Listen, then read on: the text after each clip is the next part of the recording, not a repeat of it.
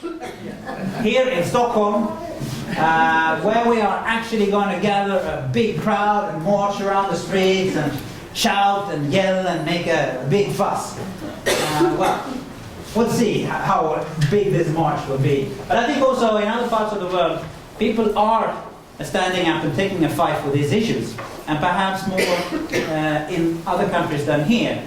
We would need to have marches, demonstrations, and placards, and these messages getting across. And we have with us today no less than 6 more experts who are going to share some insights from their respective fields. And we have asked these 6 experts who are from, well, I should say 3 of them are from inside the wash box, and 3 of them are outside the so-called wash box. So we have got 3 experts that are, one on democracy, human rights, another on education, and the third on health, from outside the box, and I will present them all in due course, and then 3 from inside the box, and those are the ones that I would like now also to come up on the stage. So first we have Madeleine Fogde from SIWI. Please welcome up on the stage here. And secondly, Marianne Kjellén, who is from SIWI, Stockholm International Water Institute, and UNDP with the governance facility. Thirdly, it's Jan-Olof Drangert, who is from, well, you're from Sanitation. It's a network dealing with sanitation and water issues. So, our 3 very eminent experts, all doctors, professors, and things like that, are going to give us a 1-minute statement of an issue that they want to have on their placard. And they have prepared demonstration placards for their march. So it will all be ready for next year. So for 20 minutes we'll be moving around inside the wash box. And of course, after the 3 experts have delivered their 1-minute statement and showed us their placard, there will be a discussion on those topics. And then after that, we'll move outside of the wash box. So. And of course, you're all free to interact with these 3 experts. We'd like you to do that. And also, our eminent panel from Before Coffee are going to take part in that discussion, hopefully. So, maybe we can start with Madeleine. Okay, great. Being revolutionary, I changed my topic because that's the way revolutionaries do. So they follow. This is my pattern. Pay, train, and respect the professionals. Do you want your daughter to be the sanitation worker in your neighborhood? Is that the aspiration you have for the daughter? And how many of you plan to be a sanitation professional at the age of 19? This sector needs trained, paid, respected professionals to address the lost MDG target and address the challenging FSDG target. So these are the engineers we have today are trained for systems that do not reach and attend the lost and the lost on the rural areas.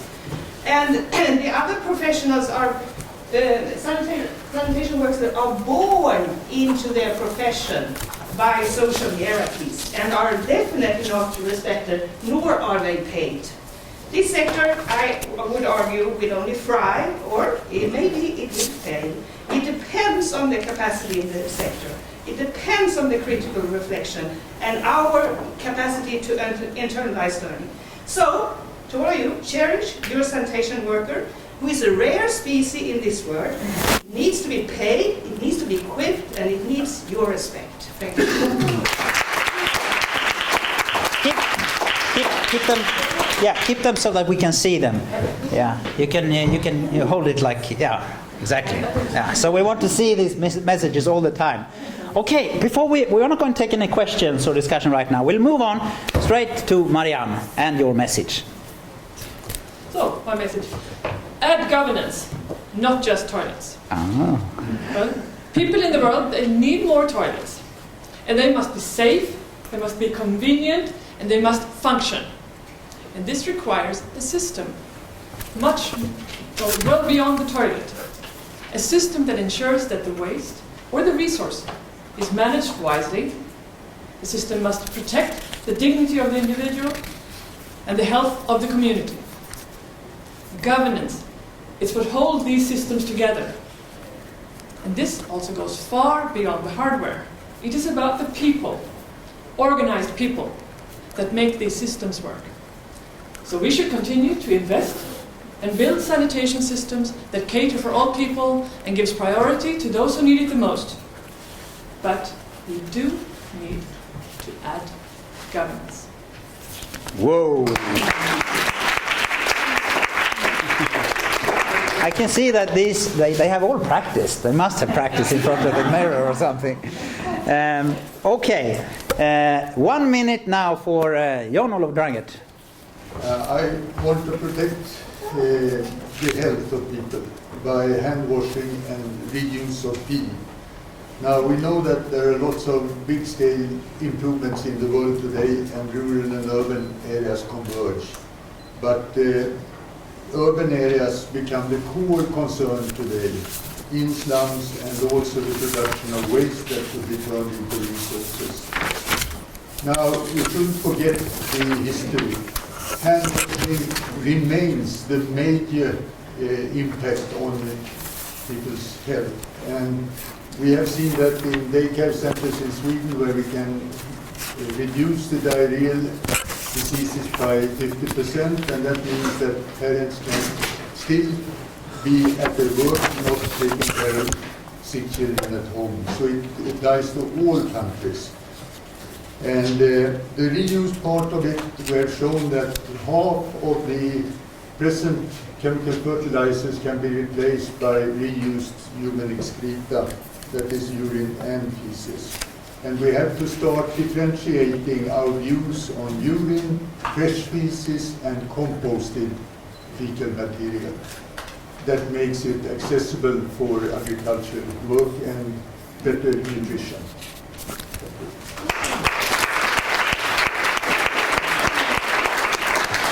Now this is truly impressive. We've got half a march already, I feel it. Yeah?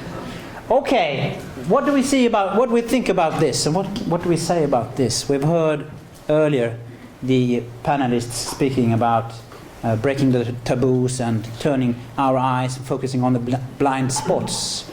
And clearly those three messages I think fit very well into that bigger picture as well. But can we maybe try to find some very precise connections between what we heard before and also what we hear now? Any ideas on that? Maybe from the panelists who were with us in the morning. Would you pick up, if you would have to pick up one of those, which one would you march under?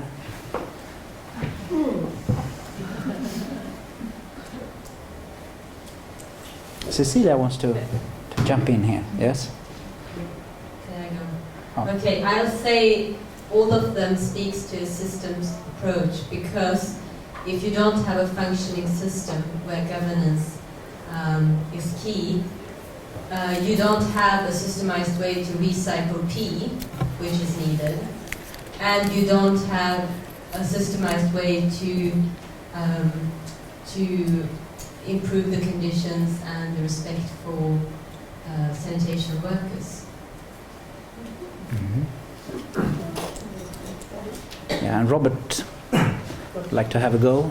Yeah, I mean, all three of them seem to me to point to, it's not exactly a blind spot, but it's something where they all come together, which is values and behaviour change. And all three are about that. This is so strongly about values and this is about caste. And I mean, it is a terribly, terribly difficult and deep-rooted issue and problem, and it's not going to go away. It's going to be there in 50 years' time. But the question is, how can you begin to transform it? I think it's really good what you've got. I'm particularly, I want to boast about recycling your pee, because actually my wife doesn't know that I do it. But I do. I don't pee on the next one. She will now know because it's live No, she's in Scotland. She hasn't got access. I tried. Don't worry, I'm very careful.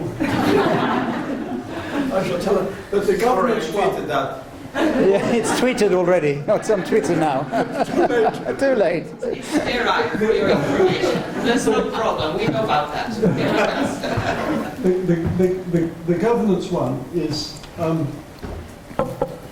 think, is brutally important, and corruption, transparency and corruption. And again, thinking about India, I'm sorry that it's so much focused on India and anything that I say, but that's what I'm personally preoccupied with at the moment because of its enormity and its difficulty. It's one of the greatest challenges of the 21st century. But governance, yes. Transparency, honesty. Somehow. But how? But how? Maybe we can ask, I was going to ask Madeleine to say something about the how, but I think it also ties in what Archana, what you spoke about. Can I go real quick? So maybe you can just, yeah. I mean, I love this. First of all, I just love the format. It's so cool. So thanks for that. It's a great idea. But I want to start also with the governance. But the theme that I see running across, which needs to come out explicitly, is that women are at the core of this. They are the de facto managers, governors, doers, when it comes to water sanitation. And we can use the terms of, parliamentarians, professionals, policymakers. Who are they and who are they designing it for? And who's doing the work? This needs to come out explicitly so that these de facto managers are paid, respected, recognized, and really get the status they need from the work they do. But the lady who asked a lot of questions, she had to leave, Parul, she said to me, can you ensure, and I don't know if you know her, but she said, can you ensure that the issue of governance comes up? So thank you. Whoever knows her can tell her that it's done. I just wanted to say that in terms of these, I would love to put up a placard that says really, systems, people at the center of systems in water and sanitation, but sanitation is more than toilets, hygiene is more than hand washing, and menstrual hygiene management is more than pads. Okay, would we like to have maybe some contributions also from the floor, or otherwise, Cecilia? Maybe I don't need a mic to pick up properly. No, I think that for me, we were saying, or I think it was you, Malin, who said, well, should we focus on the health sector? For me, if we have a demonstration next year, which I think is a great idea that we should start really working on already. For me, someone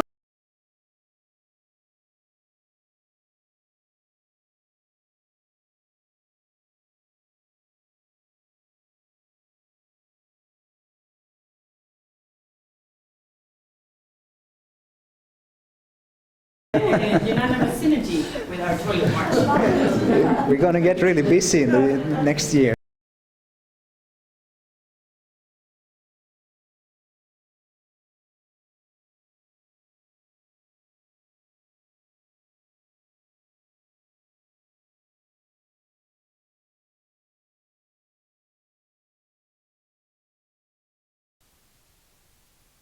Feel slightly uncomfortable with the word results, but if one would think of results in the context of governance,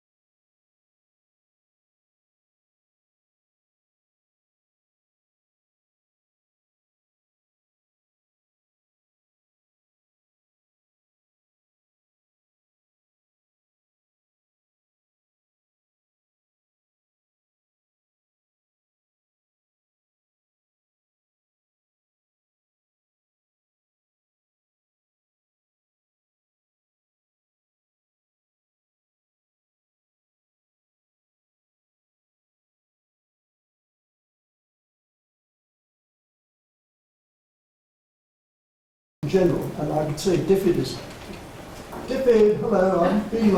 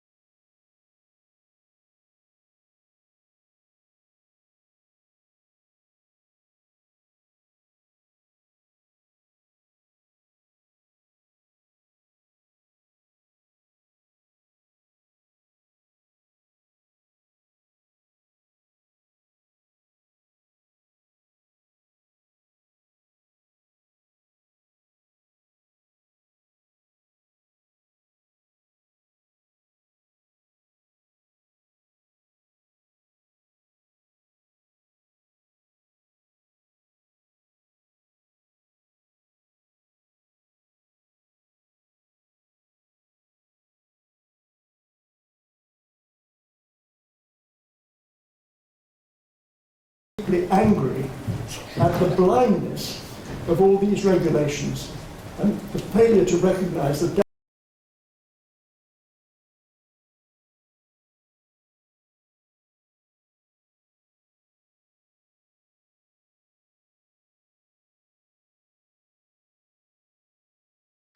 You're definitely, you're the super expert, Robert, don't worry.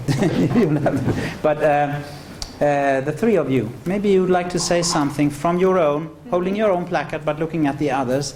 Where would you put yourself in that, march somehow? Would you walk together and would you try to see how you can hold hands and, I don't know what, sing something together perhaps? So I don't know, Marianne, if you'd like to say something about the other two quickly. Okay, so we start with the... I think we will definitely march together. I think it's, it's very much something where we have to join hands, and I think, and that's also in the spirit of governance, I would say, because it's really emphasizes the collective action in this whole field. And just to, comment a little bit on the conversation that was raised here, also if you want quick results to low cost, maybe you can focus on issues on individuals. And then maybe you can move towards organizations. If you start working with the systems, things do get more complex and you need maybe to invest more resources and more time, especially. And then if you want to go on the broader framework where the governance is really in tied to keeping the systems together, those areas, you have to have long term is the only way, and I don't know when you do the measuring of the results. But I think also results are very good, that's what we want. We might not be able to measure them at all time, but sometimes you can describe them. And that may be a more fruitful way of working, and also avoiding that you sometimes have to maybe change your goals to work towards what is measurable, rather than to stay true to your goal and not worry so much about that report in a few months. But so, maybe we can just leave it with that, and yes. We'll have Jan-Olof then to raise some comments about the other two messages. I definitely want to go in the same parade as these ladies. And I think they go together, and it shows how wide the sanitation sector actually is. It is not one sector, it is embedded in all the sectors. And that's one of the major problems we have actually when we're working in the field. So paying respect to those who are actually taking on this important work is certainly a key priority, as is the governance. But I think we should also involve the individuals to a larger extent than we tend to do.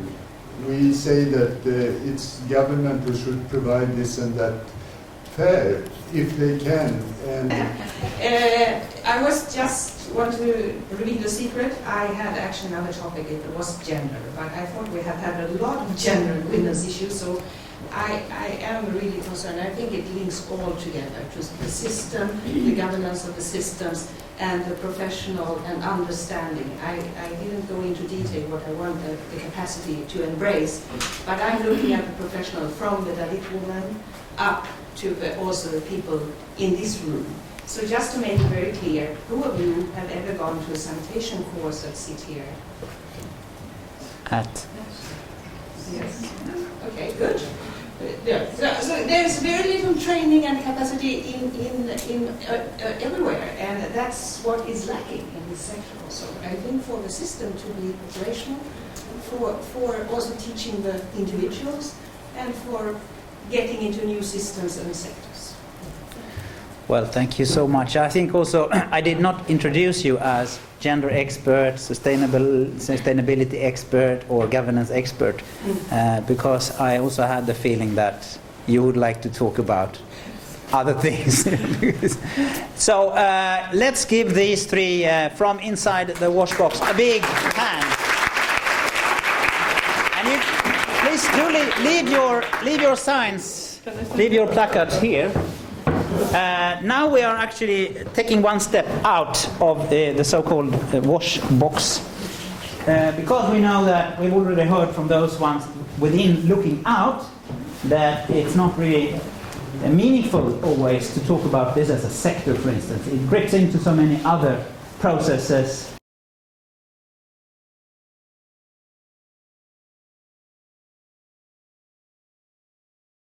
Who is a senior policy specialist in education.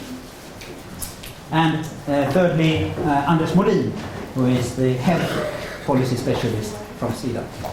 So I think you have also brought something, yes, for the march, of course. So now you know pretty much the procedure here. So without further ado, to the loo. Let's start from the left-hand side with Anders. Let's hear from the health side. What is message in 1 minute, please? Thank you.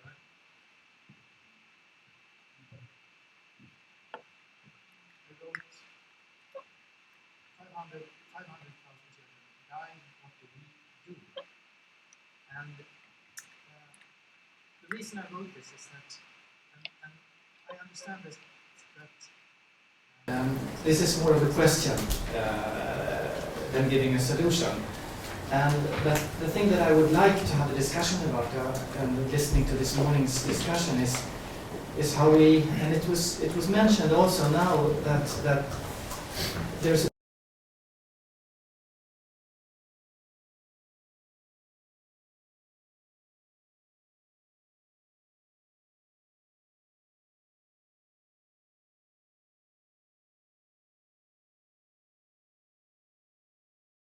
not enough time defining the solution. And sometimes that's necessary if the problem is understanding the problem rather than understanding the solution. And to some extent, I think the menstrual hygiene part is exactly that. We haven't really seen that as a problem, so you need to define it. But what I want to contribute and have a discussion about is that we have a tendency when things are multifaceted, always to look somewhere else for the solution. We have mortality, child mortality, and so we work with it in the health sector. But then you can say it's not a health sector problem, it's a problem somewhere else. It's education. If the mothers had education, then we can solve it. Then you say, no, it's the water and sanitation. If they had toilets, they wouldn't die. And that's completely correct from an analytical point of view. But then to do something, and for aid to do something, we need to define much more narrowly what to do. And that does not mean that we do not understand the complexity of the problem.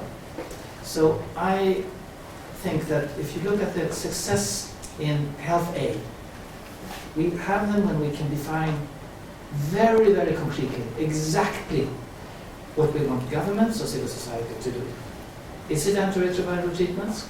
And then have the resources to do that. Okay, thank you for that statement or question. We'll leave it at that, and well, let's give that a hand.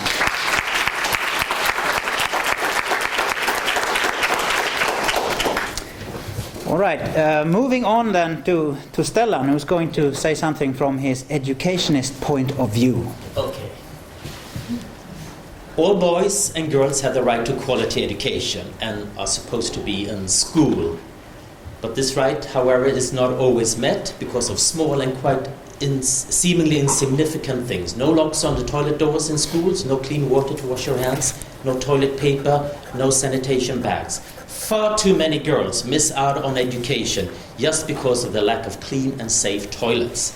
That's simple like that. And some don't even have a toilet. Millions of girls are missing between 1 and 4 days each month due to missing school 1 to 4 days per month due to menstruation because of lack of toilets, no waste management, and no clean water. So, simple as that. More toilets, more clean and safe toilets in all schools, learning institutions, universities, etc. Also, girls and boys need more knowledge regarding sanitation and hygiene. And also sexual education that was mentioned before. Schools should provide this kind of knowledge and healthy habits, but also the importance of educating adults, parents, women and men.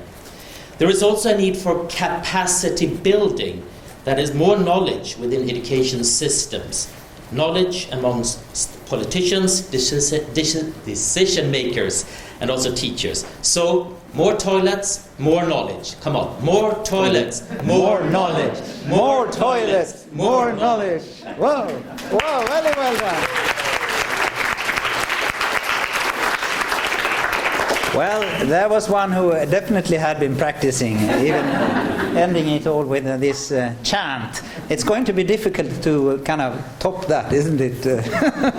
But we'll have our last a contribution here from Per Nordlund, who is the specialist in democracy and human rights. So let us hear. Who is politics? Rights? So far, rights have not been respected. So although we as individuals in this march have our rights, we still don't have the proper sanitation that we need. So something is missing. Politics and politicians are not doing their job. Right? Right. Very good. So when we march outside this city council today, or this rural council, we are taking away one of the blind spots. But you also see some dots down here. There are also invisible or previously invisible people marching with us today in this quest for sanitation as a right. But it's more than a right, as I said. We need politics. We need discretionary resources. You need to involve us. We need to be able to say what kind of sanitation, where this sanitation should be built, and how it should be done. If you involve us in this process, we will work with you, but we will also hold you accountable. If you don't deliver, we will come back and march outside your city council, your rural council, until you can not only see us, but also smell us.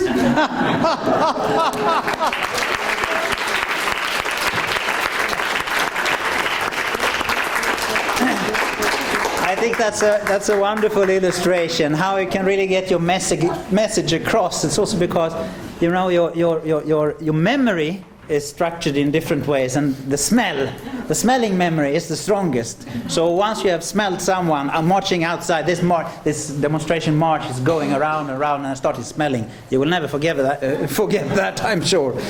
Which has also been actually attributed to one of the large sanitary reforms in England, that the Thames was so polluted that the parliamentarians could in the end not just they could not suffer the stench from the river, so they had to do something about the sewage in London. Okay, those are 3 more messages for our march. And I think that we are getting somewhere, aren't we? Now, I'd like to hear from you. How do you see these various signs, linking together? Can they be in the same parade or in the same march? Can they march together? Very welcome. Yeah, we can live with that, yeah? But have you got any ideas then for Anders? He is asking a question at the end there. We know this. We spent a lot of time, finding out what the problems are, and now we are even putting a searchlight on some of those blind spots. So we are uncovering some of these, some of this knowledge about the realities also of poor people, the ones who have not been seen. Okay, but can we tell them? Can we tell Anders what to do? And also Per was asking, okay, if we work with you, but you need to tell us what to do and all this. Have we got the enough amount of knowledge? Do we know what to do? Jenny wants to have a reply on that. I think yes, and I think all of these experts and the previous ones have very important roles to play. Because if Anders and Stellan and Per are looking at programs sponsored by or done through partnerships with Sida, and they see schools being planned for without sanitation and hygiene, they see health facilities where there's no access to sanitation, hygiene or clean water, that shouldn't be done within partnership with Sida. So there's some way in which you all can act as watchdogs within your respective sectors to contribute to the integration. Robert also want to? I think these are terrific. In all three cases, there are blind spots which can follow on from this. What do we do? I would strongly recommend funding really good research into environmental enterology. It's a huge blind spot. It's very difficult to research. The International Centre for Diarrheal Disease Research in Bangladesh, which does much more than just diarrhea, they're trying, and it's very expensive and it's very difficult, but it's vitally important because it measures that 90% of war, some people think, in India and elsewhere, are suffering from stomach because of this thing which we can't measure. Then that's a very, very high priority for finding out more about. So that's the blind spot there. More girls with knowledge, yes, but are the toilets used in the schools? And who cleans the toilets in the schools? And how do you organize that? And the point in politics and rights, there's a huge, there has been a huge debate about whether the methods used in CLTS, community-led total sanitation, are justified, which includes children going out with whistles and blowing whistles before dawn when people are going and shitting in the open and all the rest of it. And people are saying this is an infringement of human rights, but the unknown is incommensurables in terms of value systems. Is it better? Is it worse for people to be whistled at when they're shitting in the open than it is for children to die? Or even worse things which they do, which is finding a poo and sticking the person's name in it. Is that an infringement of human rights? Is that shaming? Or is that justified? So there's some big issues there. And the last one is, I love what you said at the end, and I'm just wondering about how to influence policymakers. Could we have a sort of mask so that we could talk to them about shit and they could actually be smelling it the whole time? Yes. You know, smell is a very, very powerful weapon. Get the policymakers actually smelling. Let me jump in with a quick one. It's going to go back to Jenny's, but first of all, I just have to say again, I love the format. This is so brilliant. I think these really knit everything together.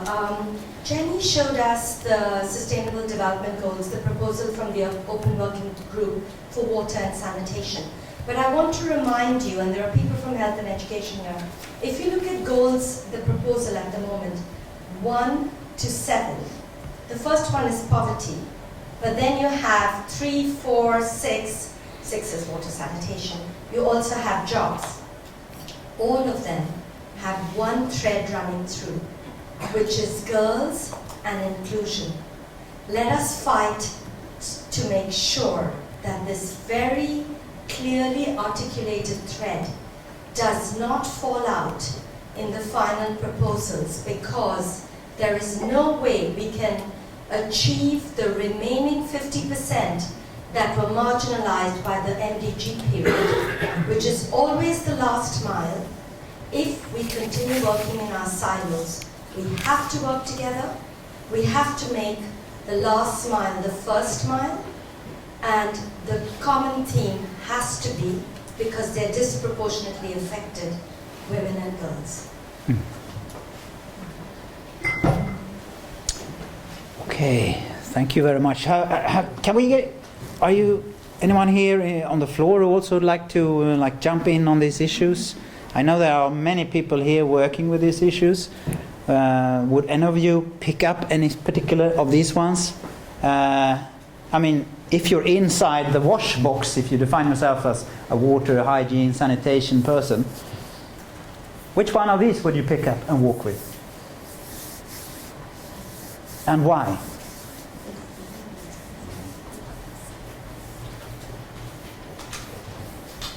No one would pick up any of these. This is a big problem now.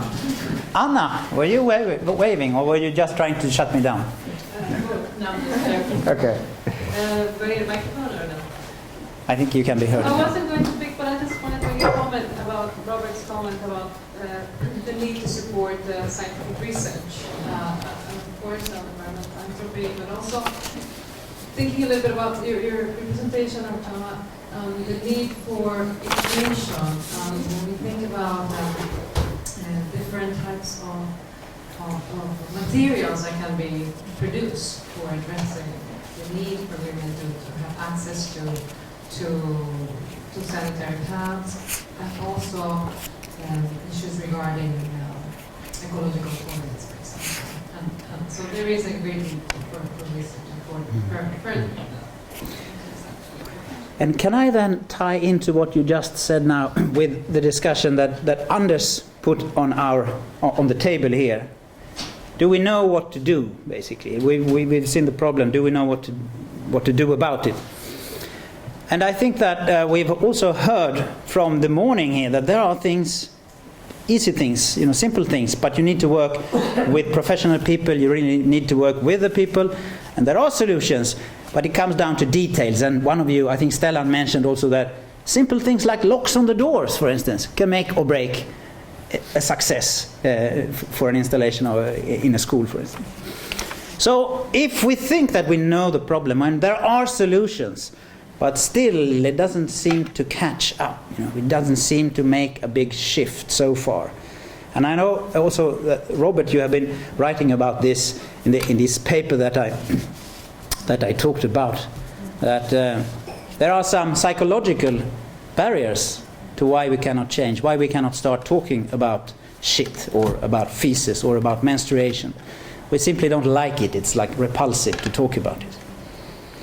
And there are also, on the professionals, we heard earlier, I think it was Madeleine who talked about training of professionals and so on, that there is a great degree of conservatism in the professional areas. People like to do what they have been taught to do.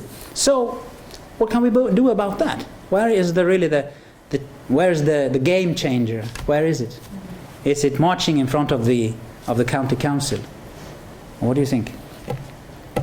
Maybe I should put that question to Archana, for instance. You have been actually working out, trying to influence. Also, we saw a picture where you had a discussion with the Prime Minister or be insidious and kind of silent, but the march needs to come also from the other side, a real voice, which we tend not to create. More and more NGOs and agencies, instead of listening to voices, are becoming the voice. We are trying to avoid that and trying to bring real voices to talk to policymakers. Let's build that interface. And I don't want to forget academia and research. I think it's extremely important, but also building the interface in a language that policymakers and practitioners can understand. Let's translate the research in a way in which it can be used. Mm-hmm. Thank you. Now I'm actually getting a speakers list. The gentleman at the far end here. Okay, then I want to underline exactly what was said before here, but in a more formalistic way. I mean, you asked the question, if we know enough. The question is, who are we? And I don't think it's very important, or it's good, but not the most important, what we think. The thing is, this demonstration should be in Bangladesh, in Mexico City, in Calcutta. And the question and the problem built into aid is that we think we know, and we want to implement certain things, but we are not actually the ones who are going to neither to be the owner of the issues or the implementers.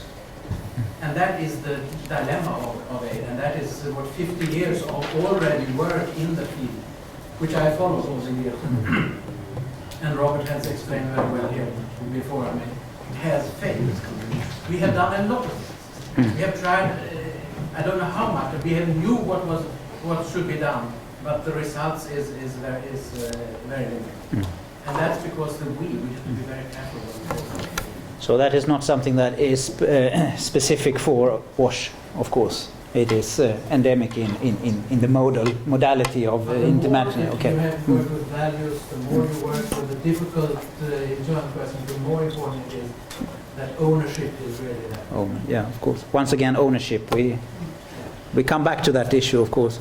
Marianne had also, maybe we can take Marianne and Cecilia and also Madeleine. So can you take your questions quickly just after each other, and then we can see. So it's well, more than a question. I mean, you are throwing out questions, and it's like, where is the magic bullet? And I mean, that's very daunting. Like, I don't think there is one magic bullet, but I mean, of course, you have to work in so many areas. And but one thing I'd like to highlight then is also a little bit. Jan-Olof was mentioning that, you know, who's building these things, and it's like a lot of it's people building houses, and I mean, most of the action is actually done by individuals out there or in different constellations. So, and the problems that we talk about are, of course, the people that live in poverty are the ones that actually suffer from most of the problems that we're discussing today. So then, I mean, the broader, beyond the sanitation, of course, we have the whole poverty alleviation, which I think is, I hope and I believe it's the fastest way to solve most of the problems we have here.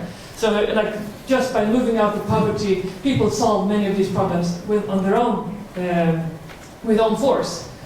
Yet, of course, still sanitation is really a collective problem, so we can't just leave it and say people will fix it. So on the other side, we have to work through our policies and our programs to actually support that whole thing and make it easier to come out of poverty and support any of those people building their lives. And there, of course, I think this, what do we do? And there, I think it's, the politicians are extremely important. To set priorities is a political issue. And there also, but who needs where the priorities lies? And it's really the people themselves. So any way we can have greater participation to help guide those priorities will probably help us sort of hit the target better. So there, and I think especially in the area of sanitation, which is so void of governance in the sense, like, you know, priorities and plans are hardly set. But even when they are there, also we have the sort of coming into, like, also fulfilling. I mean, just be accountable to whatever we decided. Are we actually delivering on what we promised? And that goes from donors and politicians, and even people sitting within having responsibilities for sanitation. Hopefully, there are some responsibilities assigned within the sector. So. But those, and then maybe just to... Marianne, maybe we'll have to also... that was too long, simply. So then I say just one final word that we have also mentioning, I mean, like, corruption is such an issue in many of these things, like, you know, it completely pulls the rug under the effort. So in that sense also, I think that whatever we can do for transparency is really going to help avoid that as much as possible, but really to make whatever priorities we set, that they end up in also being something implemented. Thank you. You can pass it on, but Madeleine, you can take it first, okay. So we can pass it on this way. So I just want to say that I think we have come quite far, because sanitation is not that taboo that it was like 10 years ago. Menstruation is not that taboo that it was 10 years ago. And that is already a very good start. But I like to go back to previous speaker, ownership, research, the institutional governance. We can't have that unless we have capable people with capacity. And that is the people that has to lead also the development in their countries. I would say this is a sector that is competing with other sectors, and let me take the technical areas. It takes maybe 8 to 10 years to train a civil engineer in Africa. Before that is already recruited. And I can tell you, They are not. They are very few. I know a country which does not have any sanitation master at all. Never saw that. But it doesn't mean that they need to have this academics. But the research is kind of crucial, that they can take the ownership of what's happening. And in Africa, for example, gas and oil is on the agenda for engineering, not really sanitation and shit. That is part of our reality. So we really have to work on it. Yeah. Cecilia, would you like? Is that a question for the panelists or so, or do you want to save it for your? Because you're having like a little concluding capping thing, or? Yeah, it's not a question. It was more kind of answering your question. So I don't know if you're coming back to that later, or? I'm not coming back to this stage. So Okay, so just I think it's a little bit of, and I think you're right, Madeleine. I think we've come a long way, and I do think that progress has been made, and that we have seen programs that actually do look at how people can really know their rights. What rights do they have in their communities, and make sure that we train people on their rights. And I think the most successful programs that I've seen, coming back to what do we actually do, is to work with the community so that they understand their rights, what channels, and build maybe channels for how can they impose their rights on the people that are supposed to deliver sanitation services. But then it's also back to Madeleine's poster.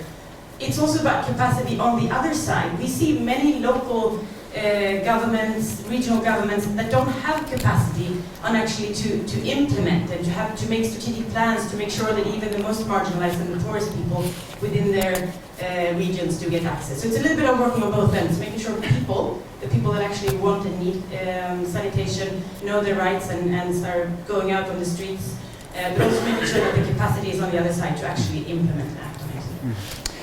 Okay, thank you. I think we are just about to round up, I'm afraid. There wasn't enough time for you to discuss in between, but you're all in the house. You can discuss in between yourselves in the elevator or as you're having the coffee, I'm afraid. So I think that we'll give the opportunity for the three panelists also to just, if there are any remarks or any reflections that you'd like to make from this day to round it off, and then I'm going to hand it over back also to Cecilia. But maybe if anyone from the panel would like, from the morning panel, so to say, would like to have a remark finally. Yeah. Yes, please do go ahead. So, the challenge of 20 minutes is you have to choose one topic. And within that topic, you have to choose one aspect. But I was feeling very, very concerned that I spoke about menstruation. And I did not speak about some very key things, particularly in Africa, given that we're talking about sanitation, hygiene. And I just wanted to say that, stigma around blood and women pervades the entire life cycle. So it's not just menstrual blood, it's also postpartum blood. But then also what happens to a woman with repeated pregnancies and fistula, where she's leaking urine and cannot continue with her day-to-day work or life. And then, of course, let's not forget the hygiene and sanitation issues, unspoken and completely silent around the practice of female genital mutilation. So I just wanted to say, menstruation is an example of the silence and stigma that shrouds half of humanity with many, many linked issues through her life cycle. But if we really want to perpetuate the human race with dignity and with true meaning, we must do away with these stigmas and really look at a new dawn. And I think that we are on our way, isn't it? Slowly. Jenny or Robert? Famous last words? There are so many things, but I think that if I just say one thing, it is about blind spots in general and our own reflexivity, our own reflection on our own perceptions, what we see, what we do not see, and then exploring what it is that we don't see. Because this isn't the end of the road. I mean, there's been tremendous progress, particularly with MHM. But there are the other harmful traditional practices which are still there, which Archana has just mentioned. But there are others Donald Rumsfeld once famously talked about the unknown unknowns. And he's been mocked for that, but actually it's a pretty bright thing to say, I think.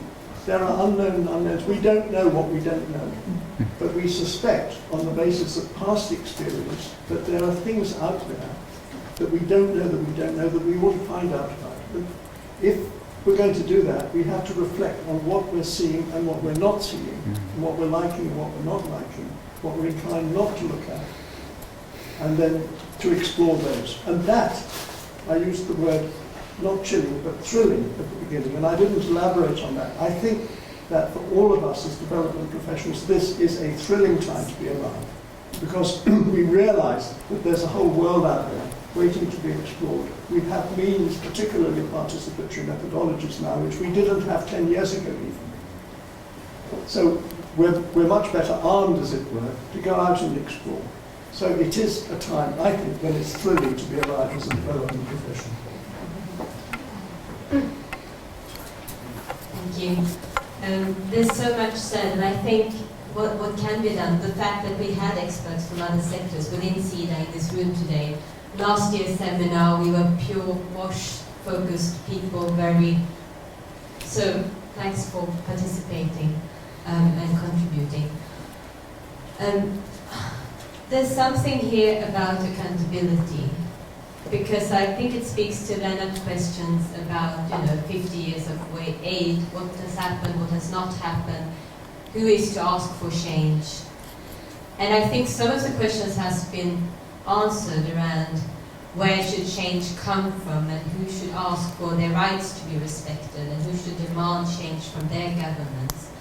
But I think, yet we are in Sweden, there's an important role for Sida and for Sweden to continue to push for rights to be respected, to continue to set examples, say this is how a good water or good health program is made. It's where there's clean, safe, wash and safe environments to give birth, and this is a comprehensive strategy for addressing child health, including education, including water sanitation and hygiene. We need to see what we can do, and I think there's a lot that can be won by just looking outside of your box and see on a more strategic level how we can make policies that include more sectors. That said, there's a very interesting issue on how to accelerate access and accelerate progress in access to sanitation. And we've just done some studies within WaterAid to look at some of the East Asian countries where access was accelerated very fast. There's Cambodia, there's South Korea, Malaysia, where big improvements was made within sort of a very short time given sanitation standards. And a very important finding there was, it needs further research, but it was that government taking lead, setting the priority, and hygiene and sanitation being linked very much to public health, to the idea of a clean city, to the idea of safe and clean surroundings for people to live in.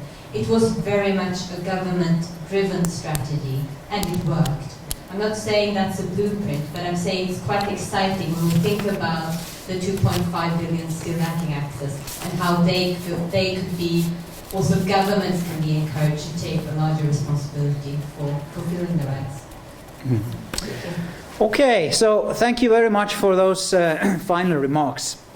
And I think that now we've got some good ideas what we can do next year. We're going to save farmer house without any proper access to sanitation. So things can happen quickly when I think government, the people and civil society do work together and want to have change. I think that's one thing.